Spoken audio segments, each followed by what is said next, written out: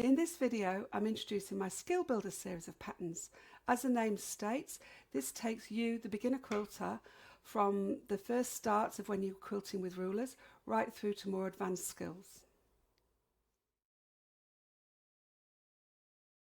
In front of us here, we've got all the Westerly products by So Steady that you're going to need to complete this project. There's the pattern, here is my pattern, Hillside Quilting's pattern, and then the actual project itself.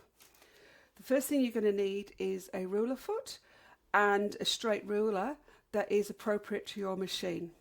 The next thing is a template starter set, because this project use every part of this set to complete it in one way or the other. The next thing here is the crosshair ruler.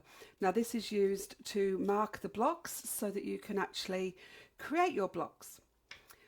The free motion glider is absolutely essential for any quilting with rulers. If you try and do it without, you'll soon know about it. It's crazy because everything doesn't move properly if you don't use it. Stitching line discs are awesome for designing and also finding our spaces, along with the spacer gauge here, and that's what we use too. Now you'll notice there's a funny little Emojo sticker on mine. I do recommend that when you get all your templates, you make sure you put some identifier on it, either write your name or put some nice flat stickers on it so you know what you're working with.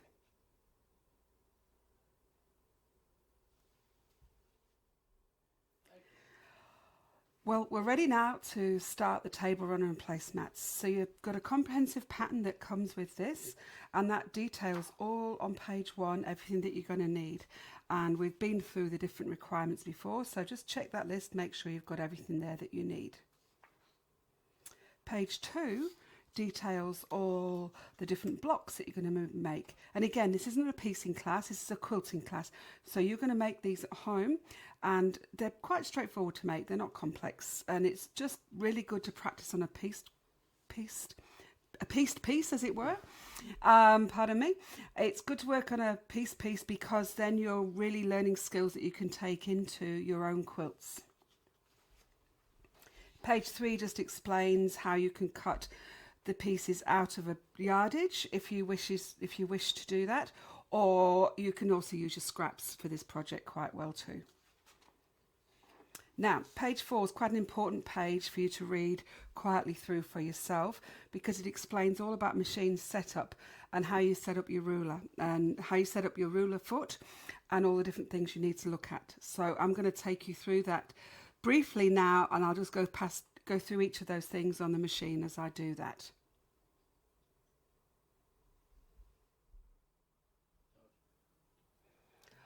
Okay, so on page 4, there's details about how you set your machine up. Okay, so I'm going to just run you through briefly how these have been done. So first things first, check your seating position so you're in a nice position so that you're not actually too high or too low, just nicely with nice arms at right angles.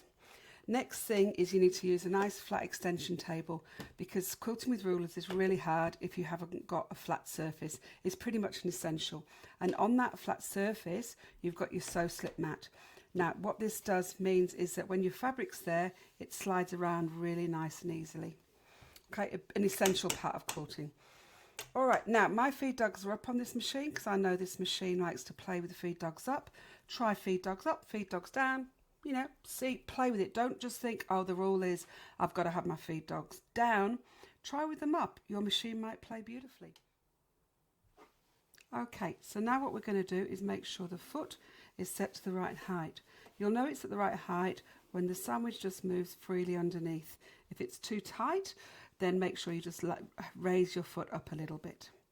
Okay, so now the first thing we're going to show you is how to do the starts and stops. So you're going to needle down, needle up, move the fabric away so you can bring the loop up, pull the loop, come back over the existing hole where you are. Then you're going to go do a couple of stitches up and down, and give the thread a little waggle whilst it's doing it, and then that holds it securely. Now when you start stitching, make sure you hold this loop, and then we'll do a little bit of stitching, and then we're going to do a stop. Okay, so when we do a stop, what we want to do is bring the threads up so that they're all on the top. We don't want threads hiding behind underneath, because if that's going to happen, what happens is that those threads end up getting trapped and messed up and making bird nests in your work. So the first thing we're going to do is do needle up, bring the work away, hold that loop, bring that loop out, then go needle down again, in the same hole and up again, and then this brings up the bobbin from underneath. Quick snip through that loop and of this main thread. Then as you pull away, there's nothing underneath, nothing to get trapped. See that there? Nothing to be trapped underneath. Okay, so then what I would do then with those starts and stops is I would thread those ends in. I'm using self-threading needles. The last thing you want to do is when you're doing your quilting is to use the scissor function on your sewing machine, because what that does is it cuts these ends off really short so you can't bury them in. So I've got two ends on the top of my work. What I'm going to do is I'm going to put my needle through the first hole, through the sandwich. You might want to then have a look at the back just to make sure it's not gone through. Then I tie a knot underneath the needle. One thread goes under the needle, one at the other side. Tie a knot. Thread those through. Thread both those ends so that they go through the eye of the needle, the self-threading needle, remember?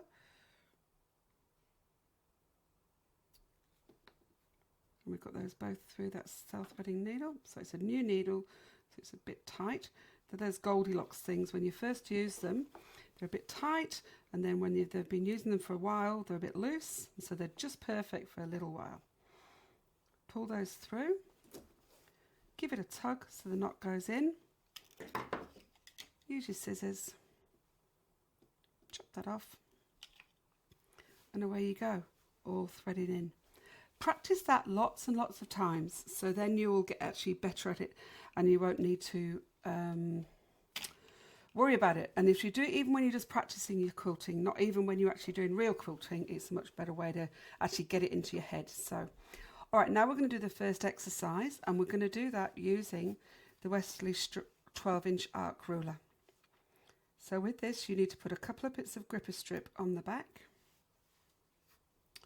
Now I tend to put these where my fingers rest so that I can put the pressure down on those. I'll put the other one on just about where my finger is, about there. Next thing I'm going to do is I'm going to put my gloves on. I'm a real glove wearer. I just like my gloves. These are brand new, so they're beautiful and tight. Now, if anybody's ever been through a class with me, you will see that they have cut off the top of the index finger and the thumb. This is so that you can play around with your threads without taking your gloves off.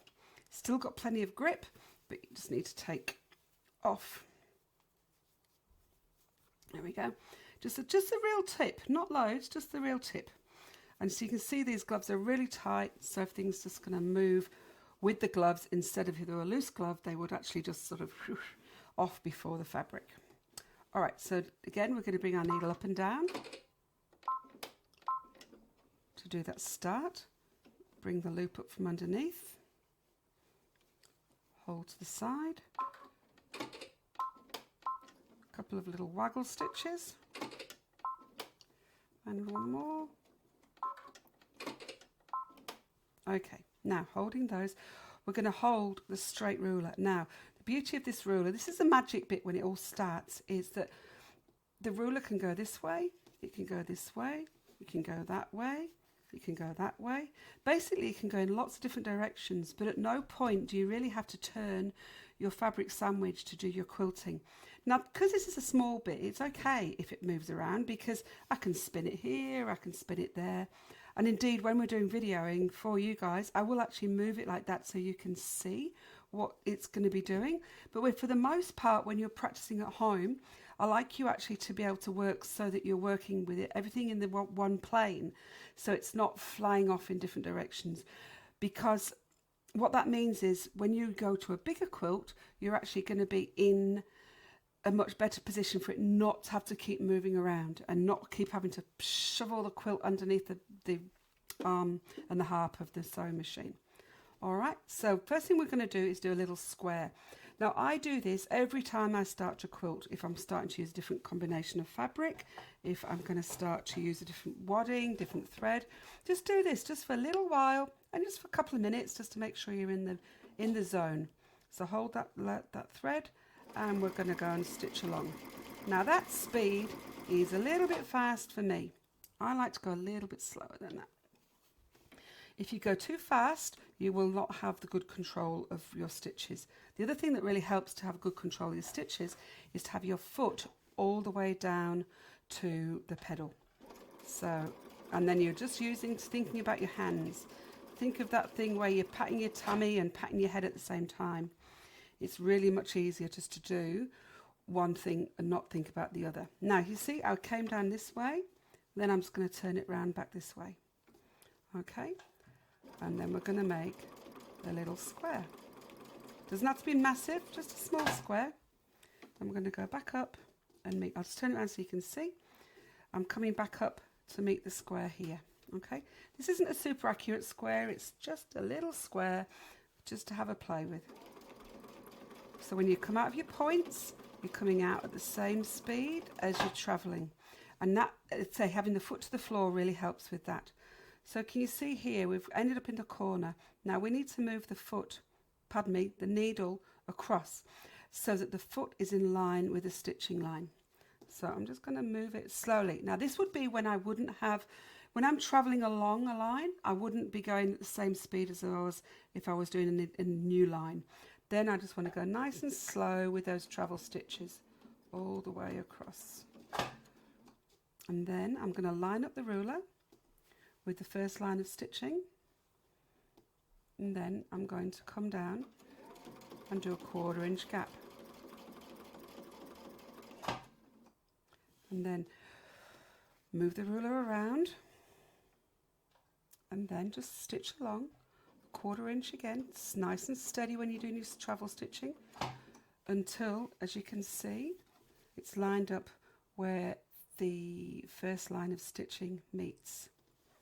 So then when we put the ruler on here now, we can see that the first line of stitching is on the edge of the ruler, and then the actual square is on the first. So that is a 1/4 inch. The foot is a 1/4 inch, and now we're going to do a 1/4 inch seam again here.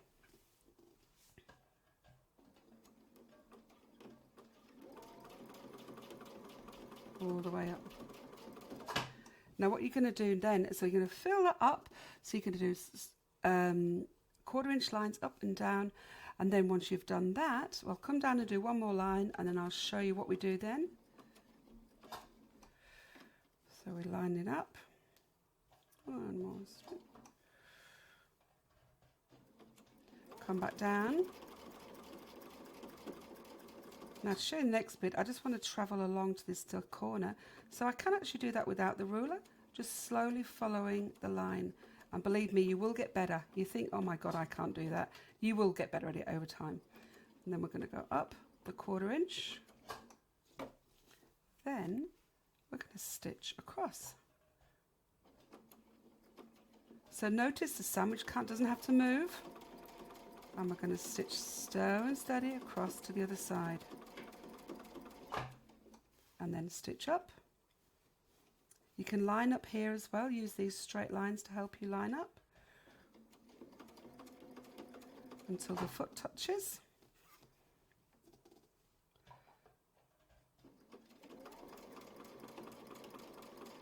So this is your first exercise that you're going to do whenever you start quilting.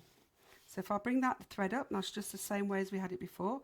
Needle up, pull away, hold, I'll move that out your way, hold that loop, come back, make sure you're over this right spot. Sometimes I use a flywheel. I'm actually not doing that so my hand doesn't get in the way for the video. but sometimes I do use the flywheel. Needle down, needle up, pull away, and that's your bobbin from underneath. Cut through that loop, cut through there, and then pull it out. So you can see, you can carry on and do this exercise as many times as you like, so you get nice even gaps and you just get into the zone of what you're doing. It's also a good exercise to do to be able to check your tensions. So to do that, we would turn it over and make sure the stitch is nice and neat on the back as well as on the front. One sort of telltale thing is if your points are coming out at the corners, then that's sometimes a sign that your top tension is too tight. Okay, so that's the first exercise that you're going to do to get yourself in the zone. And like I say, it's a good thing to do when you change anything. You've changed your needle, you've changed your thread, you've changed your fabric, you've changed the type of bobbin you're using, you've hopped up to have a quick cup of tea and the gremlins have come to your machine in between. You know, just it's a really good check. Only a couple of lines and you're done. So just keep this with you on your machine. Alrighty.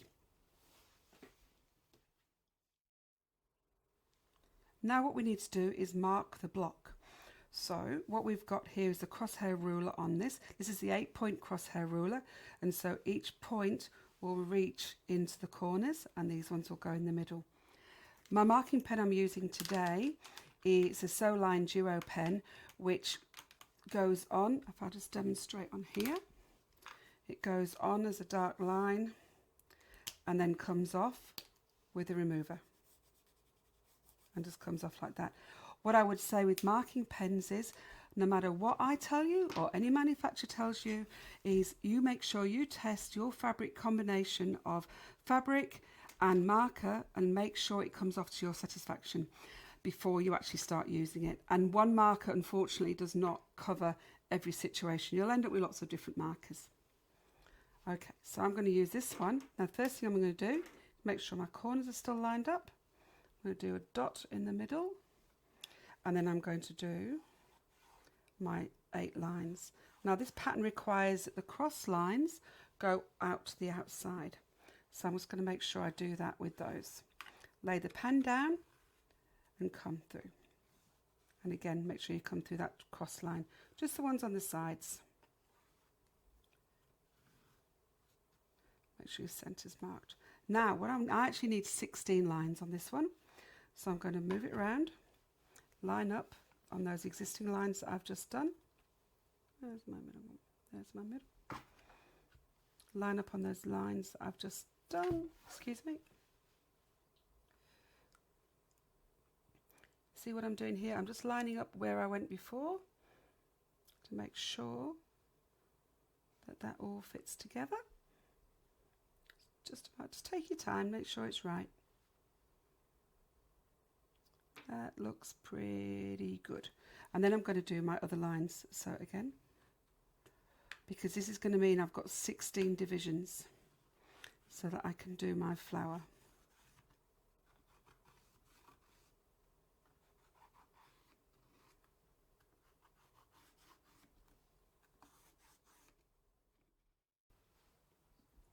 Okay, we've done our markings and now the first thing we need to do is put the pin in.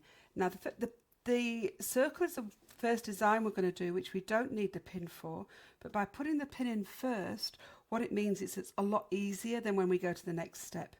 So you can see there's a hole, the center. I'm going to go from the top first, okay, and push that through to make a hole. Then what I do is I turn the whole piece over and you can actually see where it's come through. And it's a lot easier to find that center. Quick and easy then.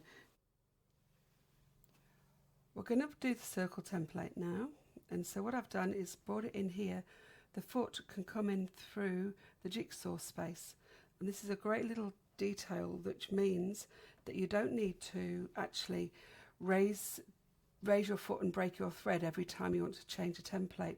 You just slide in through the gap and then you can just fold down and close the key.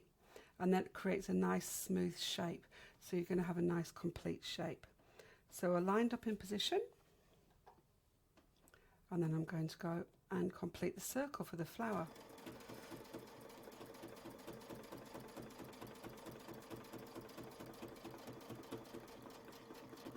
All the way around till you come back to the beginning. And then we're ready to take the template out. So we just lift out the keyhole, pull it out, and then we're ready to put in the next template.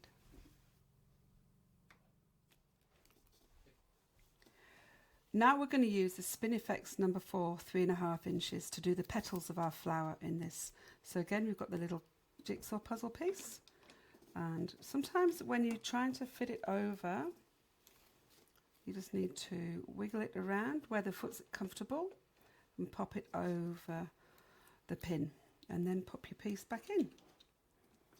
Okay, now to turn it around this way so you can see what we're doing.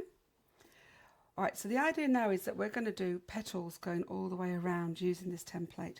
You see I've got the gripper strip on this one, as I had it on with the other ruler as well. This really helps. The combination of the gripper and the actual sew slip mat underneath is what helps everything work and glide beautifully. So now we're going to go around and do the first one. Just make sure you hug all the way around the corners.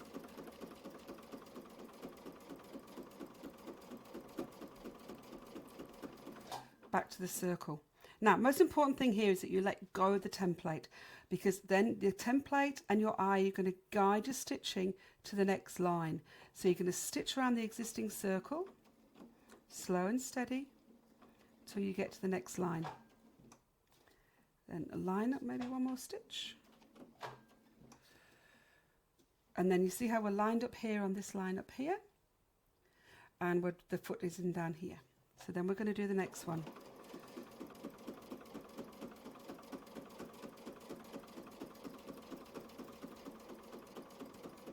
See how you don't speed up at the corners, and that helps you get much more even stitches. Let go again. Stitch around to your next line. Lined up, foot in the center.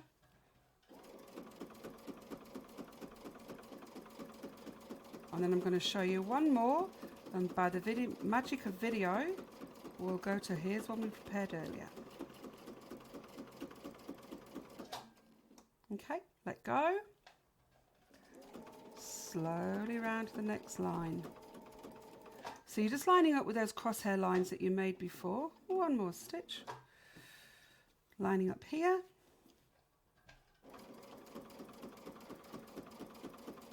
All the way around. Often it can be nice to actually listen to the rhythm of the stitching from the video and kind of follow that rhythm yourself, and that gets you well and truly in the zone. Okay, so we'll skip very quickly to the one that I've finished, and then we'll show you. So can you see now our flower is finished, and how pretty is our flower? And you should be pretty chuffed with yourself that you've got that, because it'd be very hard to do that free motion. Okay, now we're going to skip to the next step where we do the pieces around the border. We're going to start on the side borders now, and we've got the inch line drawn in from before, and we're going to be using the Spinifex number 4, 3.5 inches, and we're going to be using it this time without the pin. The thread is being brought up on the points, and so now we're going to turn this around and pop in the key.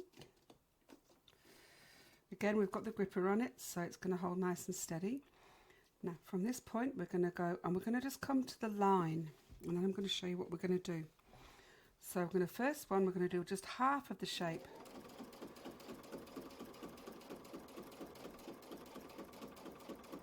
And stop on the line.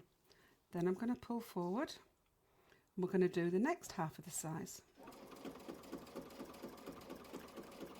Now because we haven't moved our template, we can go all the way around this one and finish back there.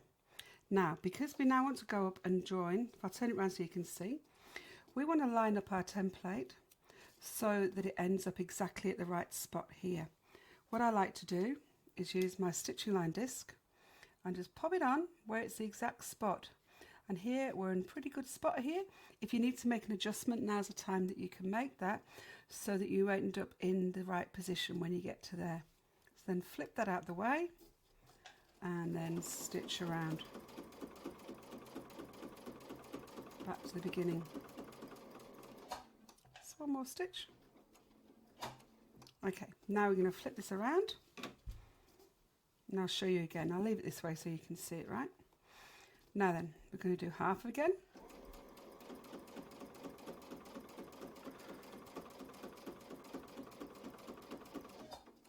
Stop. Move it along, lining up on the line both in the front and behind. First one we're going to go all the way around.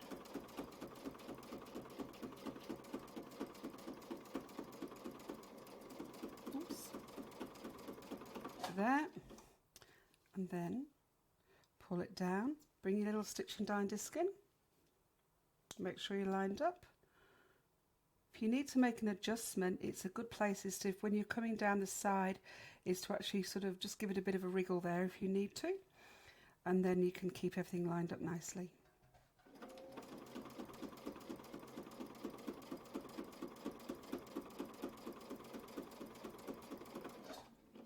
Okay, back to the beginning.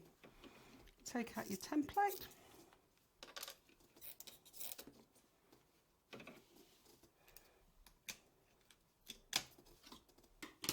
Bring your threads up, pull away.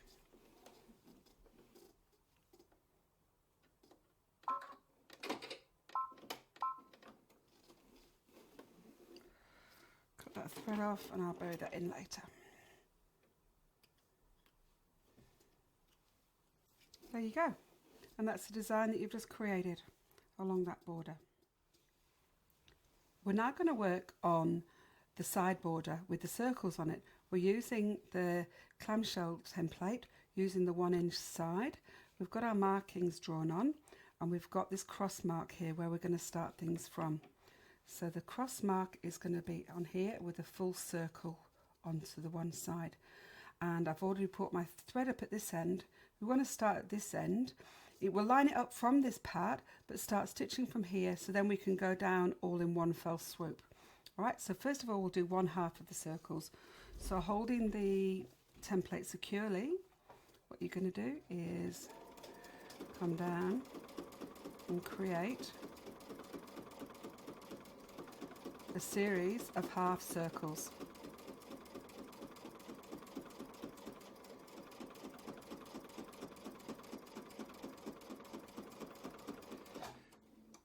Okay, so you're keeping coming down. Now with these little clamshells, sometimes we have a tendency to whoosh out with them a bit too fast. And so you need to make sure when you're first coming out, you're not creating really big stitches. When we get to here, what we can do is bring our ruler down, again lining it up.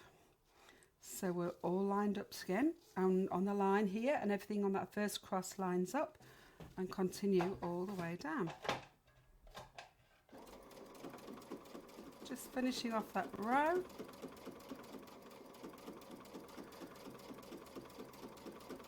And finishing here, needle down.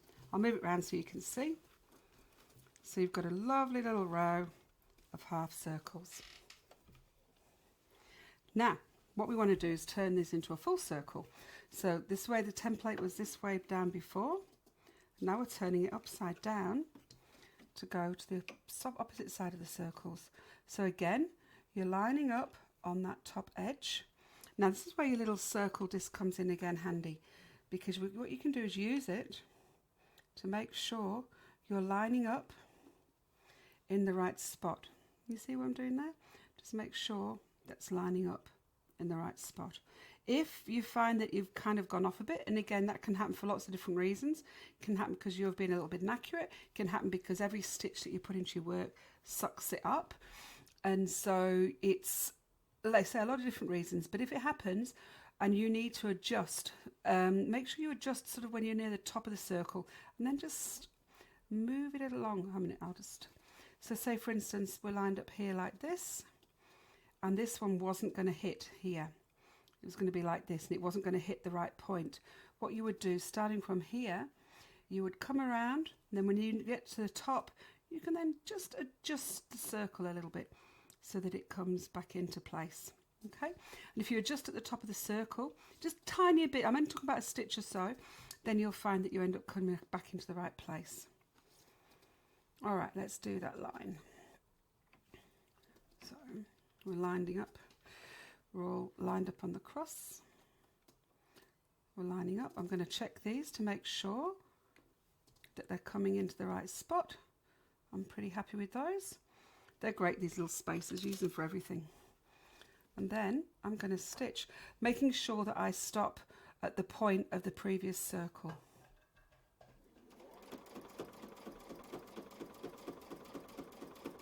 And stop.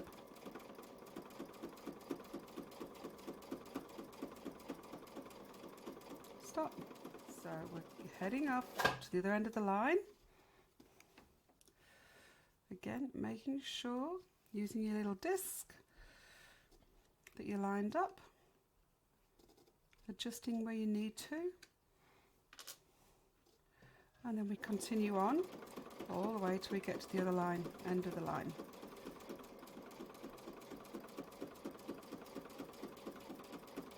Almost there. Last one. And finished. Here you go, you've got your beautiful row of circles all nicely spaced out and meeting really neatly on those points. Okay, and you can do that on opposite sides. All right. Last thing we need to do around this block is a stitch in the ditch. I'm going to show you 3 different ways to do stitch in the ditch. I've brought my thread up. First way you can do it is holding on to the thread so they don't get swallowed up, is eyeball along that line. Can be useful. Another way, the second way, is to use your straight ruler. Now when I use my straight ruler, I also use my spacer gauge, because the spacer gauge has got the 1/4 inch here, so I measure it at the front to make sure, so it's the same width from the foot, from the needle to the edge of the foot here as it is here. I always like to put this one on the low side, and I'll always slow down my speed, because what that means is you're going to have a nice accurate stitch that goes along that ditch line. Nice, and you kind of have to go slow to make sure this is super accurate, because you can sort of stuff it up if you're not careful. I like to push towards the low side so it's nice and even and it doesn't hop up over on top of the high side. By far the easiest way to do the stitch in the ditch is to use a Sashley quilt ruler. So pop it out, pop it over the top, and then put the key back in. Lining up, it's got a line at the front here that lines up, and there's also one at the back that lines up on your piece. And then what you're going to do, because the foot can't move anywhere, it's between this channel, so it's going to come down to the point where you need to turn. So now we can actually go a little bit faster using this. I still wouldn't race, but it's worth, you can go a bit faster all the way to that point. Now, at this point, if you were doing this with a walking foot, you would be heaving everything around. All you need to do is flip that round, line up again here, line up again here, and I'll turn it round so you can see what I'm doing. Line up here, and then come down that seam.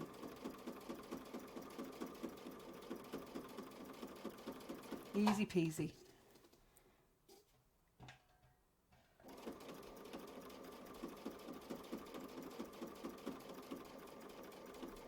All the way down to the end. Here's a completed block. The astute around you would see it's changed colours very quickly, but this is the one I made before. So we've got the flower in the middle with the petals which were created using the Spin Effect template. The Spin Effect template again used down the side, and the lovely rows of even circles, and then round that we'll be stitching the ditch too. There you go, block 1 done.